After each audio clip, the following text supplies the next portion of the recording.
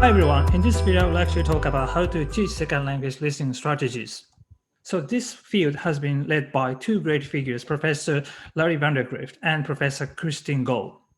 So what has top-down research been concerned with? The key concept is called metacognition. What is metacognition?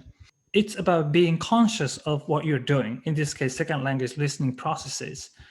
And according to research, it has been shown that more skilled second language listeners likely have a higher degree of awareness towards good strategy use. Therefore, Vandergrift and Go have argued that it's very important to check students' awareness towards strategy use by using the questionnaire called Metacognitive Awareness Listening Questionnaire, MALQ, and it's also very important to help them enhance their awareness through training. So what kinds of strategies are useful for or detrimental to successful second language listening? A milestone study came out 2006 when Vandergrift published this paper in Language Learning, where the researchers developed the MALQ for the first time. The research objective was to identify useful detrimental second language listening strategies. Very importantly, they are trying to develop MALQ as a self-assessment tool. Method.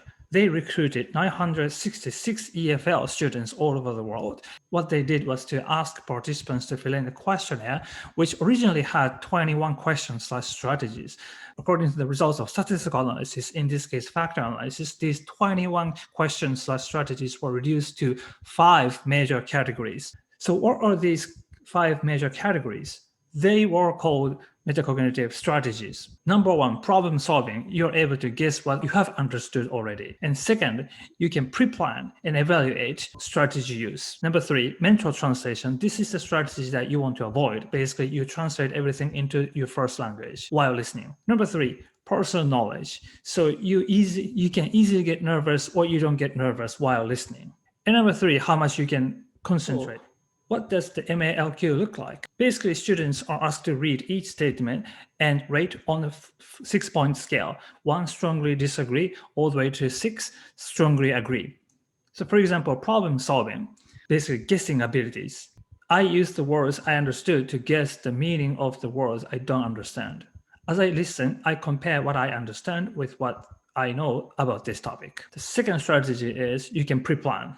Before I start to listen, I have a plan in my head for how I'm going to listen. Before listening, I think of similar text that I may have listened before. Number 3, mental translation. So this is a strategy you want to avoid. I translate in my head as I listen. I translate keywords as I listen.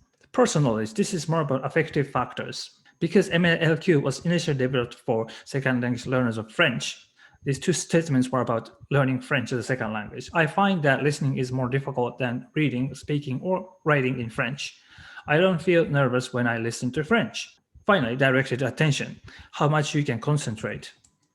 I focus harder on the text when I have trouble understanding. When my mind wanders, I recover my concentration right away. So for teachers, what's really important is not only to check students' awareness of the strategy use, but also teachers and students should talk about these strategies in class, because this explicit dialogue is believed to help students enhance the greater level of awareness in the long run. So you can download MALQ from the professor's websites. So now let's talk about how to enhance students' metacognitive awareness through training. So let's look at another widely cited study by Professor Larry Vandergrift, published in Language Learning 2010. Method. The researchers recruited 106 English learners of French at a university level schools in Canada. And half of them were assigned to experimental group, the other half to the control group. What did the experimental group do? So they received a 1-hour weekly lesson for 13 weeks, so basically 1 semester, and listening to an authentic text in second language French 3 times with metacognition teaching. So what is the metacognitive teaching? There are 3 key elements to it. Number 1, let students know about what good strategies actually are. And 2, talk about these strategies. Number 3, practice these strategies. So this is how it goes. Metacognitive teaching starts with the pre-listening activities. Teachers first briefly introduce a topic and the context of text, and students make predictions regarding contents, vocabulary items which they may hear. So this is about the use of the guessing strategy, pre-planning strategy. And after the first round of listening, Students check their initial predictions with what they have understood and clarify the details that still need clarification. This is related to the use of pre-planning strategy as well as evaluation strategy. And after the second round of listening, students check their predictions and discuss with the entire class, get ready for any details that they have missed thus far. And metacognitive teaching ends with the final briefing. After the final listening, students discuss what they should keep in mind for their next listening activity. So throughout these activities, students are encouraged to be more aware of the strategy use, talk about the strategy use, finally, practice strategy use. The findings, according to the results of pre- and post-test, students in the experimental group who received metacognitive training significantly improved their general listening proficiency in second language French over the course of one semester. Basically, students became more aware of what good strategies actually are and what strategies they should avoid. But importantly, the gain was significant, but its size was small.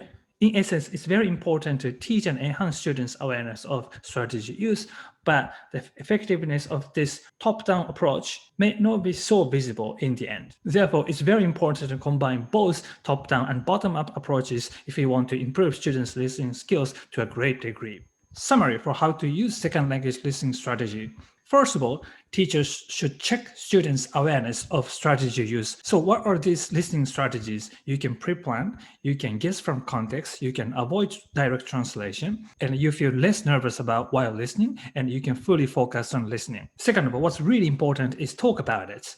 The best way to do so is to practice through metacognitive training. This training consists of 3 rounds of listening tests. Before listening, students engage in pre-listening activities. At each round of listening, students are encouraged and guided to talk about good strategy use and avoidance of ineffective strategy use. And finally, they will reflect on their experience, being even more aware of the strategy use for future listening activities. Thank you so much for watching. I hope you have found this video to be interesting and useful for your future teaching and learning second language. Thank you.